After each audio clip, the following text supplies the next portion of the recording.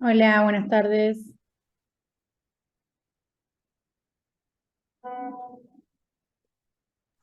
Buenas tardes.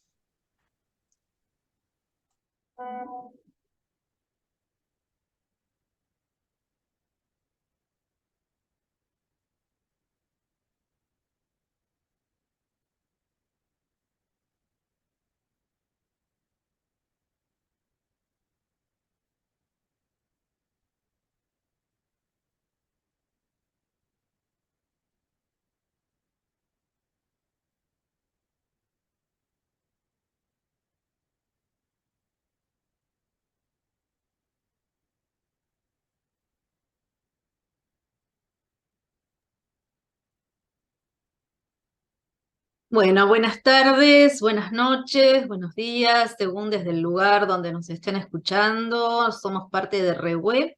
Su presidenta es la doctora Mónica Elba Borile y esto es un equipo de capacitación, socios del proyecto ECO, cuya misión es la de democratizar el conocimiento y brindar atención con las mejores prácticas para las comunidades en todas partes del mundo, teniendo como objetivo alcanzar las vidas de 1.000 millones de personas para el año 2025. Para ello, preparamos este programa de salud mental e impacto infanto-juvenil post-COVID-19, que está dirigido a todos aquellos profesionales involucrados en el trabajo con niños, niñas y adolescentes, tanto en el sistema educativo, sanitario como judicial de Latinoamérica y España. ¿Para qué? Para favorecer el reconocimiento de los trastornos o síntomas que se manifiestan de manera diferente en la población infanto-juvenil a partir de la pandemia por COVID-19 y el confinamiento, frente al agravamiento y aumento de casos en la práctica profesional, teniendo como base el trabajo interdisciplinario e intersectorial. Contamos con los auspicios de CODAJIC, la Confederación de Adolescencia y Juventud de Iberoamérica y del Caribe, de la Comisión de Adolescencia de ALAPE, que es la Asociación Latinoamericana de Pediatría, de la Universidad del Chubut. Bueno, hoy damos inicio, hoy 13 de junio, a la tercera sesión y esto va a continuar aún hasta completar los 8 encuentros, los segundos y cuartos martes de cada mes, hasta el 22 de agosto inclusive, donde vamos a tener con nosotros expertos en diferentes temas relacionados con la salud mental infanto-juvenil en este tiempo de pospandemia. Les vamos a pedir que dejen sus cámaras abiertas para poder conocernos y que cierren sus micrófonos para evitar ruidos e interferencias. Bueno, los dejo con nuestra facilitadora, que hoy soy yo, porque bueno, la doctora Asenjo no ha podido participar en el día de hoy, pero hoy vamos a escuchar a la licenciada Mónica Peisajovic en la segunda parte como facilitadora. Bueno, voy a invitar a mis compañeras de equipo a que se presenten. Tenemos también un apoyo técnico que es muy importante para que esto salga bien y que es Mariana Capelletti, así que por favor, presentate, Mariana. Hola, buenas tardes, buenas noches, buen día. Mi nombre es Mariana, soy estudiante de psicología y bueno, contenta de estar en otro encuentro compartiendo con ustedes. Bien, Mónica. Hola, buenas noches. ¿Se escucha bien? Sí. Bárbaro. Ujú. Bueno, buenas noches desde acá, buenas tardes, o buenos días, en otros lugares. Bueno, yo soy Mónica Peisajovic, voy a estar acompañándolos durante todo este proceso y hoy específicamente con la presentación de un tema. Para mí es un gusto y un honor poder estar aquí con ustedes. Sean bienvenidos. Bien. Bueno, y yo soy Ana María Martorella, soy médica, especialista en psiquiatría infanto-juvenil. Estoy en la ciudad de Mar del Plata, en la costa atlántica de la provincia de Buenos Aires. Hace mucho frío. Y bueno, estoy aquí como coordinadora y hoy en la primera parte como facilitadora de este encuentro. Así que bueno, si alguno de los presentes se quiere presentar, abre el micrófono, la cámara y nos dice de dónde es y a qué se dedica. A ver, no tengan miedo. Somos todos profesionales acá, así que todos estamos embarcados en la misma tarea, cada uno desde su disciplina, desde su lugar. ¿Alguien? A ver. Si no, señalo yo, ¿eh? A ver. Sería muy lindo poder conocerlos. Ahí está Ahí Rosalén. está. Bueno, ¿se oye? ¿Sí? Sí. Bueno, buenas noches a todos. Aquí ya es de la nochecita. Yo soy de Uruguay, Montevideo. Ujú, Soy psicóloga. ujú. Trabajo en una institución educativa, en bachillerato, con adolescentes entre 15 y 18 años. Y a su vez trabajo es un colegio marista, de la Orden de los Hermanos Maristas, Ujú. y también participo en lo que es el equipo de Derechos y Políticas Públicas de la provincia Marista Cruz del Sur. Y también de la red, formo parte, soy coordinadora de un grupo temático de la Red Corazón Solidario Marista, que abarca todos los países de América, y justamente el grupo en el que coordino tiene que ver con esto del crecimiento lo más sano posible de nuestros niños, niñas, adolescentes y jóvenes. Así que bueno, es un gusto para mí. En la primera reunión no pude estar, no pude entrar, no sé qué problema técnico hubo y quedé fuera. Y en la segunda reunión no pude participar yo por temas personales. Así que esta es mi primera vez. Estoy muy, muy contenta de estar aquí hoy, esta noche con todos ustedes, y también muy ansiosa por empezar a conversar sobre estos temas. Muchas gracias a todos. Bien, bienvenida Rosa. Después te vamos a pasar el link donde podés encontrar las temáticas, ¿sí? Las didácticas grabadas. Bueno, y Josefa, que levantó la mano, podés presentarte, podés abrir la cámara. Hola, ¿qué tal? Buenas tardes a todos y todas. Yo soy Josefa Saldivia, soy estudiante de enfermería y soy parte del Consejo Juvenil de la Universidad del Chubut.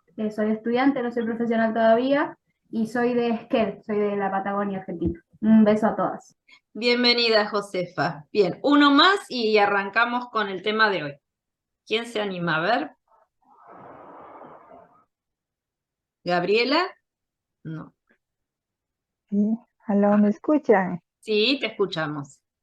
Buenas tardes, un gusto verlas de nuevo. No pude estar en la segunda reunión por problemas para ingresar. Yo no soy profesional, soy ejecutiva del hogar, pero tengo muchísimo interés en todo lo que es relacionado con los niños, los adolescentes y todas las cosas que están sucediendo aquí en mi país, Costa Rica. Ajá. Les mando un afectuoso saludo a todas y un gusto de reencontrarnos de nuevo. Bienvenida, Gabriela. Un gusto también que estés acá compartiendo aquí Latinoamérica Unida, ¿no? Bueno, yo les voy a contar que hoy vamos a tener como disertante a la psicóloga Mónica Beatriz Peisajovich. Ella es licenciada en psicología, egresada de la Universidad de Buenos Aires en 1989. Y desde ese momento se dedica a la tarea asistencial, a la docencia, a la investigación en problemáticas graves de la primera infancia, la niñez, la adolescencia, los padres y los entornos médicos, educativos y otros. Su labor docente la realiza en Argentina y también en otros países del mundo, como también a través de presentación de libros de carácter internacional, coordina grupos de estudio e investigación sobre autismo, psicosis y discapacidades de tipo orgánico, formación y docencia, a la que se dedica desde hace muchos años. Algunos de los cursos y conferencias que ha brindado lo ha hecho en la CAN Big Data, en Jet Shale, en Escuela Freudiana de París y otros lugares del mundo, y forma parte de grupos de investigación de la Escuela Freudiana de Buenos Aires, donde ha realizado también su formación postacadémica. Y también ha trabajado en el Hospital Italiano de Buenos Aires, en ALCE, la Asociación de Lucha contra la Epilepsia, donde ha realizado años de asistencia, docencia e investigación en epilepsia y diagnóstico diferencial en niños y adolescentes, y dicta cursos nacionales e internacionales sobre abuso sexual infantil. Bueno, hoy Mónica Peisajovich nos va a presentar violencias y estigmatización de niños, niñas y adolescentes. Ya voy a compartir pantalla. A ver, un momento.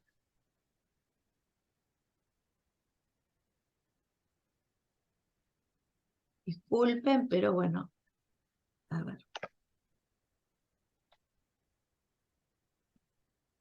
Ay, ay, ay. A ver cómo hacemos. Porque el tema es que acá está. No se puede minimizar el Zoom cuando se es anfitrión. Es la cuestión esta de ahora sí.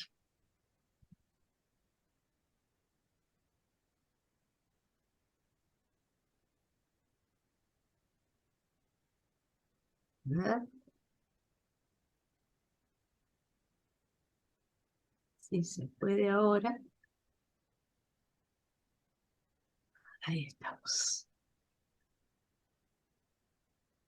Bueno, a ver, vamos a ir primero. Mónica, toda tuya. Sí, esperan que ahí está. Bien. Bueno, muchas gracias, Ana María. Bueno, voy a empezar por decirles que estigma es un término que los griegos usaban para referirse a signos corporales, cortes, quemaduras, etcétera, realizados para indicar algo inusual sobre el estado moral. Por ejemplo, una persona manchada que había que evitar, sobre todo en lugares públicos. Estigma es un proceso social o experiencia personal relacionada que se caracteriza con la exclusión, el rechazo o la culpa. Produce discriminación. En el estigma hay una relación de poder con el otro. Puede ser individual o de un grupo. A veces encontramos los autoestigmas, esto es, algo ligado a la falta de narcisismo en un sujeto. Por ejemplo, no voy a poder hacer tal o cual cosa, no me van a llamar de tal o cual trabajo, no me va a ir bien en tal o cual examen, etcétera, etcétera. Perdón, Mónica, dicen por el chat que se escucha bajo. ¿Tenés posibilidad de hablar un poquito más fuerte o acercar el micrófono? Yo personalmente te escucho bien, pero si alguien lo dijo, si podemos ver eso. A ver, espérame. Gracias. Voy a cambiar de auricular, ¿sí?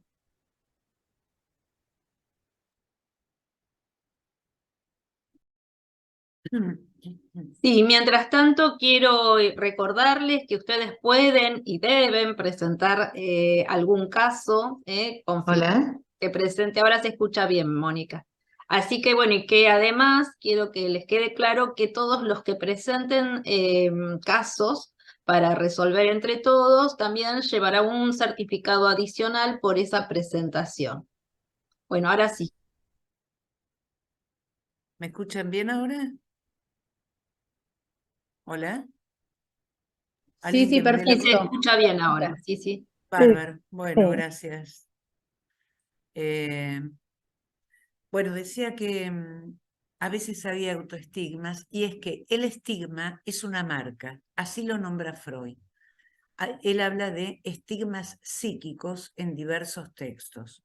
Lacan lo nombra como un signo, también en relación al aparato psíquico, una cicatriz.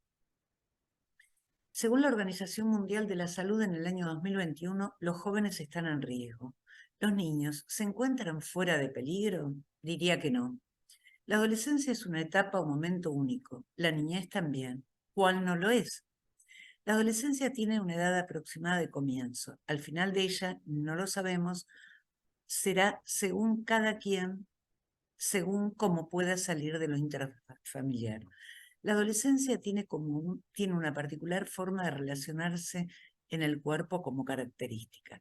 Hay cambios que se producen que son significativos y formativos o constitutivos del aparato psíquico.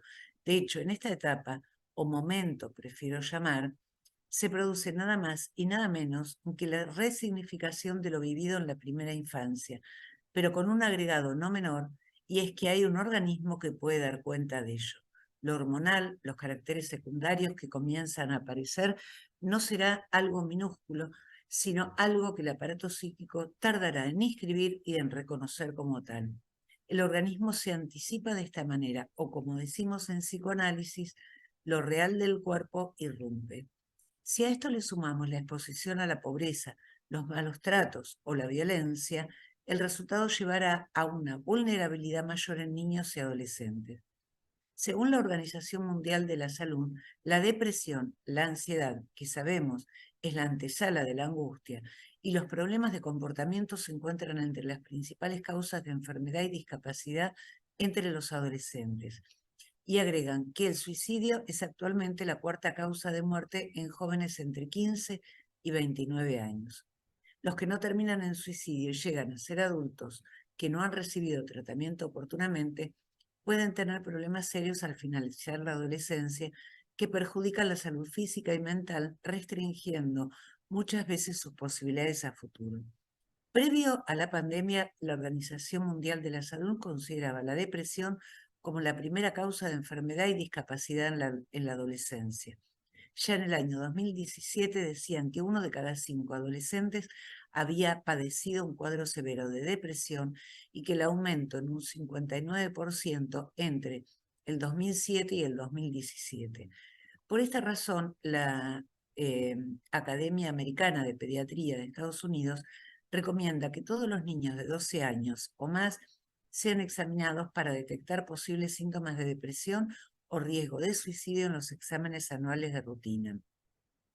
No podemos no preguntarnos por qué no hacerlo con los niños, los infantes, cuando sabemos que ellos también pueden padecerla y la padecen, sino que además en un infante, en un bebé que no habla aún, hay manifestaciones observables y no observables muy claras de cuando lo padece.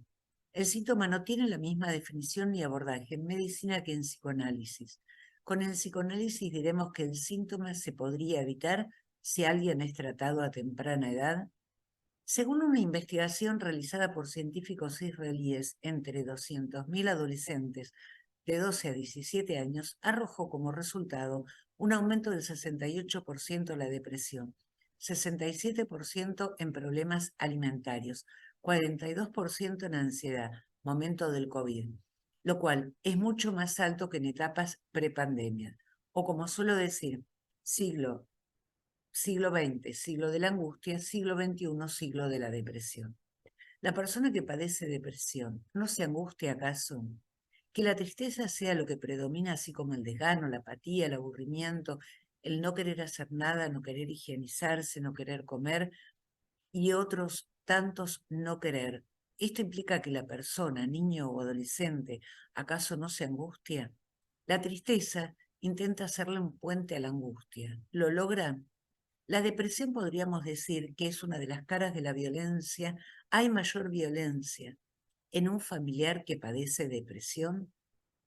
Las quejas de los padres porque su hijo no quiere, no quiere, no quiere son constantes. La depresión confronta a los padres, educadores, a todos, con una impotencia que también la persona que la padece la tiene, la siente. La definición de impotencia, según la RAE, es falta de fuerza, poder o competencia para realizar una cosa, ponerle resistencia. Y fíjense qué interesante, los sinónimos son inútil, incapaz, inepto, ineficaz, incapacitado. Los problemas alimentarios no son solo anorexia o bulimia, sino que en los últimos tiempos han aparecido una obsesión por cierto tipo de comida que algunos llaman comida sana, vegetarismo, veganismo, etc., que aparece por distintas vías y habla de lo real del cuerpo, lo que cada uno puede hacer con eso. Esto conlleva a muchos a una anorexia, a problemas de salud muy importantes.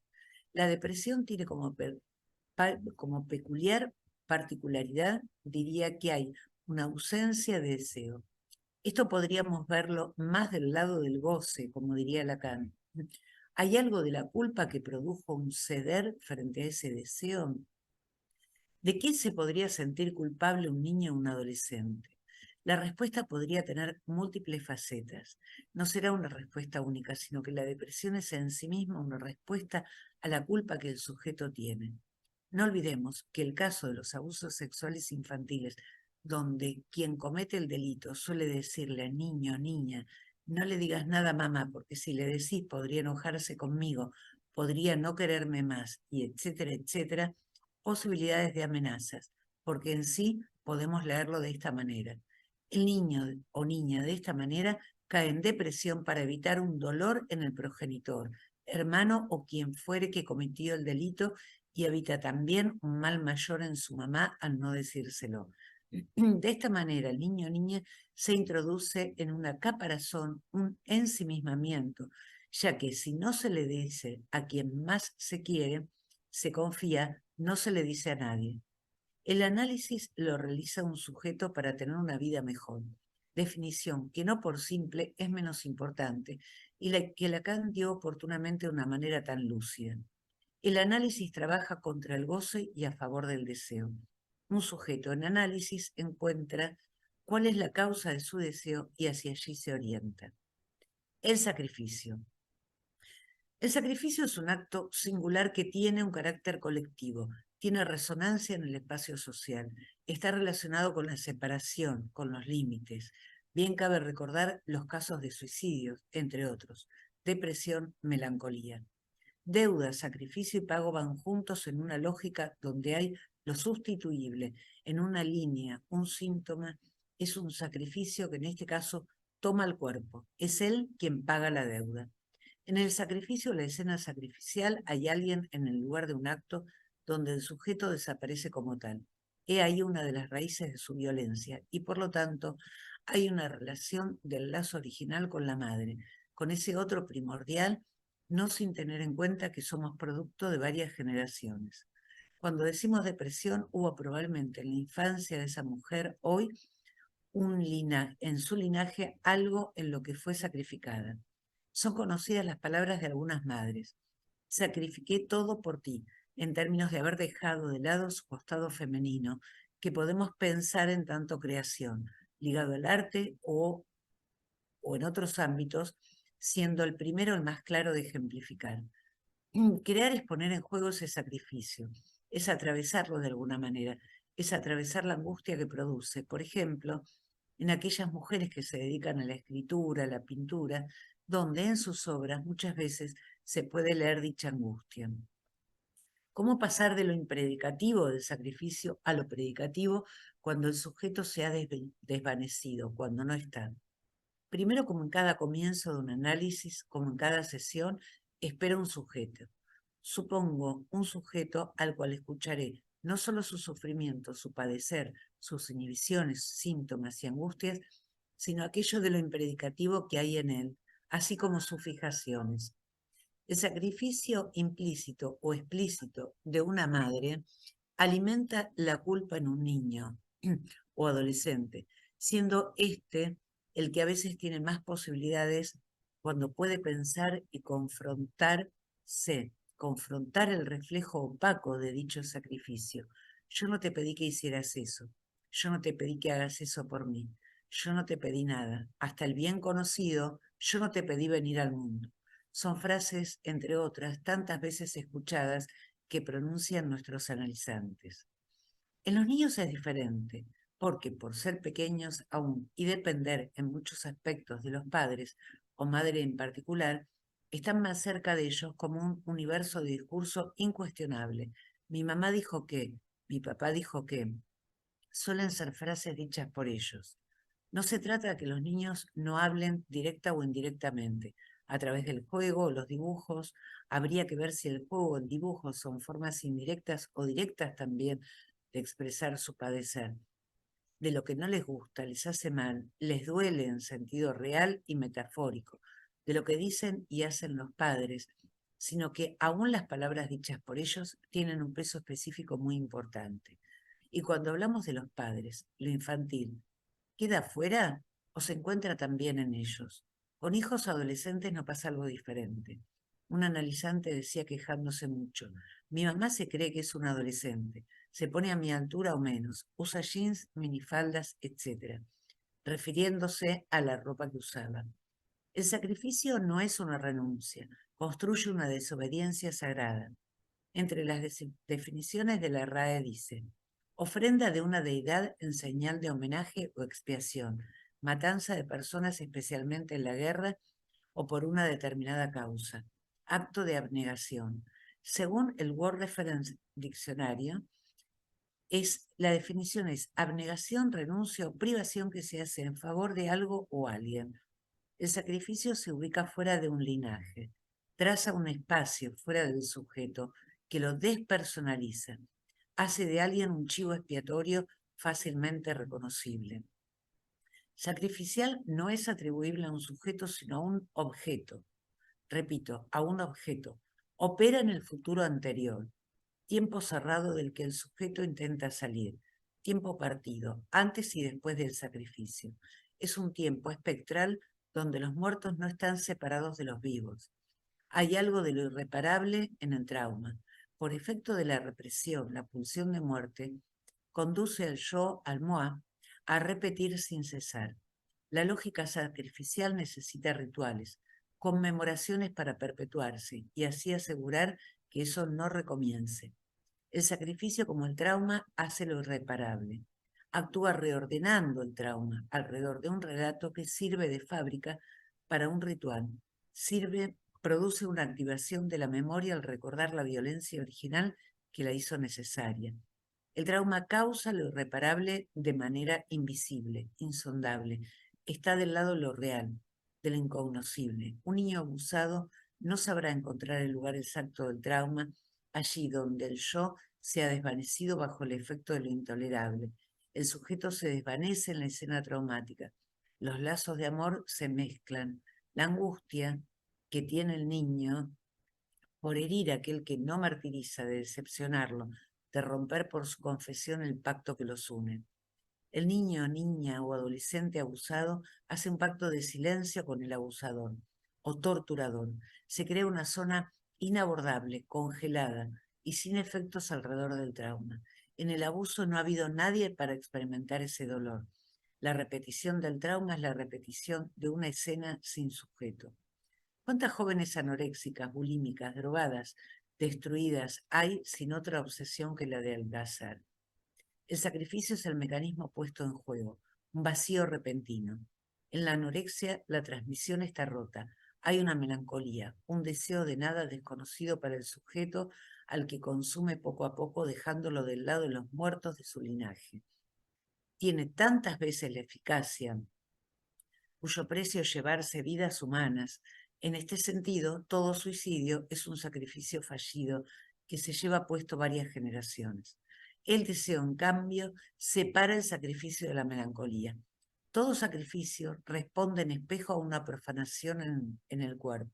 Por ejemplo, una violación afecta a la dimensión del ser, no solo su envoltura carnal.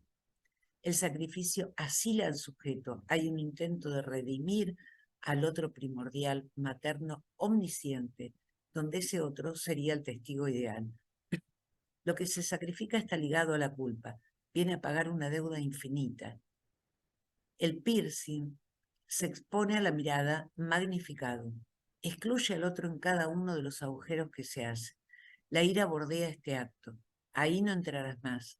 Soy yo quien abre o cierra las puertas de mi cuerpo, podría expresar a alguien con ese acto violento de agujereamiento de su cuerpo.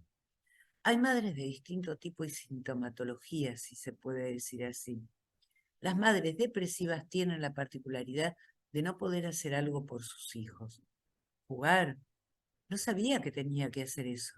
No sabía que tenía que jugar. Son algunas frases dichas por ellas.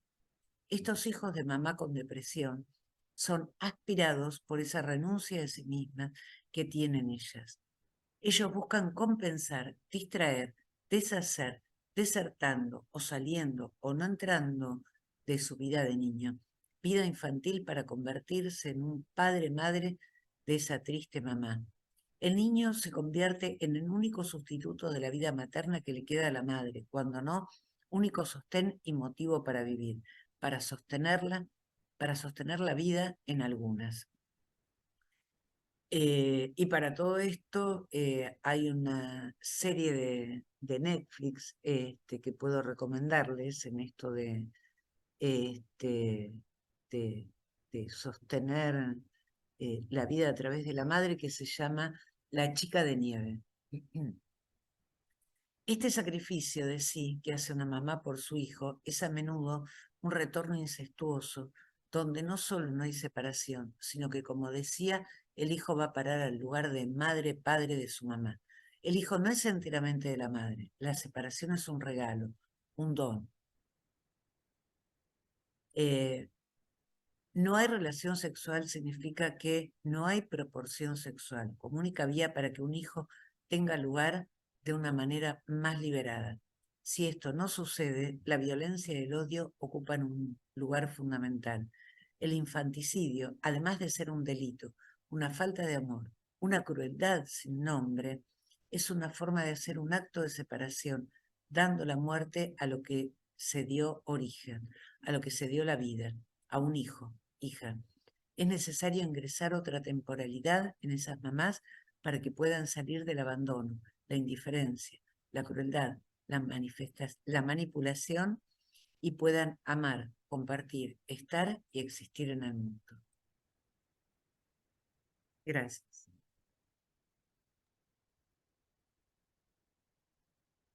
Bueno, muchas gracias, Mónica. A ver, pueden hacer preguntas, pueden hacer algún tipo de aporte que ustedes deseen. Tenemos 5 minutitos antes de poder empezar con la presentación de casos. Así que levantan la mano, por favor, y pregunten lo que no hayan entendido. Yo voy por lo menos a tratar de hacer un resumen. Yo no vengo de la línea de la escuela psicoanalítica, como Mónica, pero bueno, lo que sí entiendo es esto, ¿no? De el sacrificio ligado al sentimiento de culpa, ¿no? Tanto en el adulto como en el niño, pero que se le carga al niño, especialmente la culpa, cuando estas mamás no pueden responder, no pueden cumplir con su rol de cuidado, de protección, ¿no? Y cuando les reclaman a estos hijos que las sostengan a ellas, que sean los hijos los padres o las madres de sus propias madres, ¿no? Lo cual es demasiado pedirle a un niño que cumpla funciones de adulto. Y la importancia de poder jugar, de poder jugar porque en el juego, en todo tipo de juego, no tiene que ser el juego de mesa, puede ser jugar a los autitos, puede ser jugar a las muñecas, puede ser jugar a lo que sea, pero compartiendo se establece un conocimiento de uno con otro y es donde se va estableciendo el vínculo y que es tan importante, ¿no? Divertirse, además lo lúdico termina siendo divertido y que no debe importar quién pierda y quién gane. Entonces desaparece la vergüenza y desaparece la culpa, ¿no? Pero yo veo que hay muchas mamás que viven el tiempo de juego como un sacrificio. ¿Cuánto tiempo perdido? Dicen las madres, ¿no? Y no se dan cuenta de el placer que genera todo eso, ¿no? La importancia real de poder jugar, ¿no? Es algo tan necesario. Y donde no hay juego, me parece que es como dijo Mónica, que hay violencia, ¿no? Y si no se puede disfrutar con un hijo el sentarse a jugar sin mirar el reloj, yo a veces les digo, ay, con que jueguen media hora los chicos están contentos. Y las madres me dicen, pero estuve media hora y él quería jugar más, ¿no? Bueno, están con el reloj. Hay algo importante también. Es que a través del juego, que el juego no es solamente con juguetes, como decías, ¿no? Un chiste es un juego. Se puede jugar con las palabras. El tutti frutti. Por ejemplo, ni sí, ni no, ni blanco, ni negro. A través del juego es como introducimos, a través del juego, las caricias, la melodía, etcétera, etcétera, es como introducimos a un recién nacido en el campo del lenguaje y de la cultura, es como lo humanizamos. Por un lado, y por el otro, el juego es cultura, el juego es creación. O sea, lo que digamos, todavía no terminamos de darle el verdadero valor al juego como actividad, es que el juego hace a lo humano, Tal cual, estrictamente lo humano. tal cual, así es. Es Y muy, también pero muy, quizás, perdón. sí. Iba a decir esto del juego como elaborativo también, ¿no? Bueno, que plantea Freud en Más allá del principio de placer, del juego como una forma de elaborar traumas y de tramitar y de procesar un poco todo lo que le pasa al chico, ¿no? Como que abre puertas, un poco como decías, como a la constitución psíquica, pero también por otro lado a poder darle un significado, un sentido a todo eso que le está pasando en la vida y a través de algo como el juego, que es sano, ¿no? Ujú. Sí, porque además con el juego el niño lo que pierde es la carga emocional, ¿sí? Porque puede utilizar un caballo o un indio para representar aquello que él está tratando de comprender, ¿sí? Algo que quizás le dio mucho miedo, que lo angustió mucho, que lo aterrorizó, pero que entre el caballo o el indio o el soldado lo despersonaliza al objeto persecutorio y entonces como que, bueno, hasta se puede reír, ¿no? Con la confrontación entre el indio y el soldado, y eso le genera, ¿sí? Esta pérdida del temor, ¿no? Y de poder ir resolviendo sus propios miedos. Bien, yo aquí les he dejado nuestros links. En el canal de YouTube van a encontrar las sesiones anteriores, solamente la didáctica, no así los casos, porque los casos que se van presentando, aunque no demos datos identificatorios, pero corresponden a niños y adolescentes reales y no queremos eso que quede en público, ¿no? Que se haga público. Así que bueno, no sé, no veo manos levantadas, alguien que quiera hacer algún tipo de comentario, agregar algo a todo esto que nos compartió Mónica Peisajovic. Sería muy útil si pudieran decir algo. Sí, Sería sí, muy bueno para nosotros, muy sí. enriquecedor. Si no, pasamos al caso. Y lo que sí les recuerdo, porque hay gente que está ingresando ahora, que aquellos que presenten un caso para compartir con todos los presentes, para tratar de resolver un caso difícil, no tiene que ser el caso que ustedes hayan solucionado, sino todo lo contrario, ese que nos da un trabajo, ¿no? Ahí está Brian Ramírez que levantó la mano. ¿Querés decir algo, Brian? Sí. Y buenas tardes, yo tengo una pregunta. En este caso que hablamos como de los piercings, hay como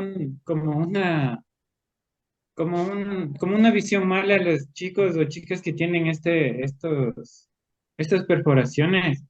En este caso, esto se puede cambiar como de un estigma a verlo como algo positivo, o siempre estas acciones de perforación van a ser como conductas autolesivas o de autodestrucción. Se lo dejamos a la licenciada Peisajovic, que ella te va a dar la interpretación psicoanalítica de esto del piercing y de los tatuajes, ¿sí? Bien, Mónica. Yo no hablo de los piercing de manera despectiva, me parece que esto es algo que alguien necesita hacer con su cuerpo. O sea, alguien necesita ponerse un piercing, hacer una marca, hacer un agujero en un lugar donde algo tendría que haber sido puesto en palabras y no pudo ser, ¿sí? También creo que esto es una cuestión cultural y también es una cuestión de época. Así como, bueno, Ana María hablaba de los tatuajes se han convertido en algo cultural y en algo que es moda de hace cierta cantidad de años a esta parte, pero los tatuajes tienen más años que yo, ¿sí? Porque los tatuajes son de la época de los piratas. Yo creo que si alguien quiere autolesionarse su cuerpo, bien puede hacerlo, no hay problema. Ahora, por algo digamos, alguien consulta por cuestiones que tienen que ver con autolesiones. Y autolesiones no son solamente los cortes, que algunos se hacen en el cuerpo. Digo, por algún motivo, alguien para tener un tatuaje soporta una marca en su cuerpo que durante unos cuantos días es tan dolorosa y que tiene que cuidarla poniendo determinada cremita y poniendo determinado papel celofán, y si le gusta tomar sol, no puede tomar sol durante no sé cuánto tiempo porque, bueno, es el tatuaje. Está bien, a mí me parece absolutamente respetable. Yo no me haría un tatuaje, pero eso es un asunto mío, yo porque tengo cierta edad, a lo mejor, o cierta mentalidad. Pero entiendo que hay que pensar por qué alguien hace esto, ¿sí? No es que yo lo haya dicho en forma despectiva. Digo, cuando yo recibo a un paciente que viene con un tatuaje, y, y veo ese tatuaje, qué sé yo, ahora acá es invierno, así que uno ve poco del cuerpo de la gente, ¿no? Estamos todos muy arropados, pero cuando ya viene la época que empiezan a venir en manga corta y se le ve, o a los pacientes online, yo pregunto sobre eso, digo, porque lo que no se pudo inscribir a nivel de aparato psíquico en los primeros tiempos, y tampoco en la adolescencia, donde hay una segunda vuelta a lo pulsional, entonces ahí es que alguien tuvo que recurrir al tatuaje. Entonces yo ahí indago, ¿cómo fue? ¿En qué momento de su vida se hizo el tatuaje? ¿Cómo se le ocurrió hacer determinado tatuaje? Si lo inventó, si fue un dibujo que copió, si fue una frase. Y a veces lleva muchas sesiones, porque tiene que ver mucho con la historia de la vida de esa persona. No sé si te respondí, Brian. Sí, muchas gracias, porque tenía esa duda así como del estigma, pero ahorita entiendo mejor que no tiene nada que ver eso. El tema es el estigma es una marca. La estigmatización la escuchamos como algo, digamos, de una pesada carga o algo despectivo hacia un sujeto. Por ejemplo, no sé, Freud se refiere, por ejemplo, al estigma como marcas psíquicas en determinado tipo de neurosis, ¿no? Yo todo el rastrillaje que hice, el rastreo, lo encontré en esos términos. Y una estigmatización, por ejemplo, puede estar ligada a alguien que tiene una determinada discapacidad, Claro. que esa discapacidad es visible en el cuerpo, lo cual después termina a lo mejor en un sujeto al que se le hace bullying. ¿Mm? O cierta discapacidad que, no sé, nunca, quizás la persona está mejor, pero sigue con el rótulo de discapacitado, por eso, ¿no? Pero discapacitado en términos despectivos, no en términos de una persona que tiene una determinada problemática que le restringe la vida, y que bienvenido sea que tenga un certificado de discapacidad para acceder a determinados tratamientos. ¿Me seguís, Brian? Sí, aquí estoy. Muchas gracias. Bárbaro. Bueno, Acá hay muchas una gracias, pregunta. Brian, por la pregunta, por la intervención. Aquí Francisco Cardoso dice que en realidad no es algo que se necesite, sino algo que se desea porque está relacionado con aspectos estéticos. Volvemos a lo mismo, nada es casual en la vida y es cierto que puede tener la necesidad o el deseo de que sea algo estético, pero que tiene una raíz, tiene un origen. Bien, bueno, vamos a pasar a la segunda parte de presentación de caso. Voy a cerrar aquí la grabación para...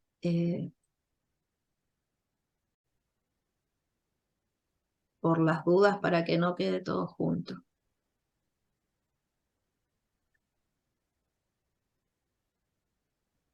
Bueno, mientras aprovecho para decir, Yusmarí dijo, yo tengo un piercing en el ombligo, me lo coloqué por decoración porque bailo danza árabe, no tuve ningún otro motivo. Está bien, pero nadie te obliga a colocarte